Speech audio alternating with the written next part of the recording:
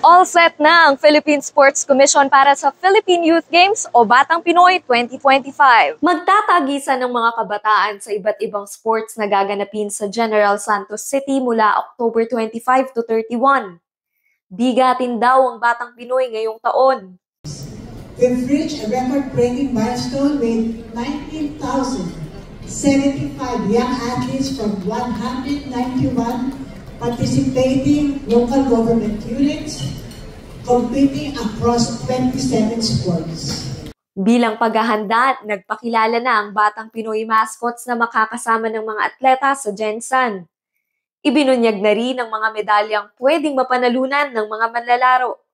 Mahirap gawing rason yung pagtitipid kung ang ambisyon ng bata ang kapalit.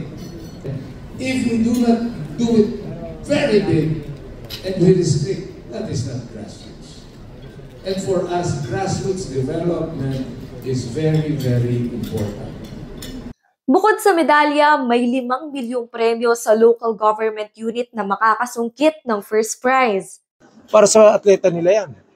Yan po ay para sa sports program ng LGU. Kaya considerable ang amount.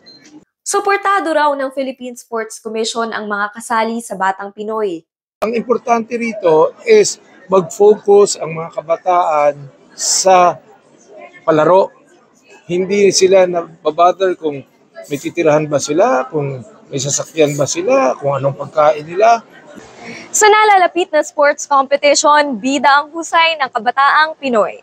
Mobile journalist Fatima Baduria po hatid ang mukha ng balita.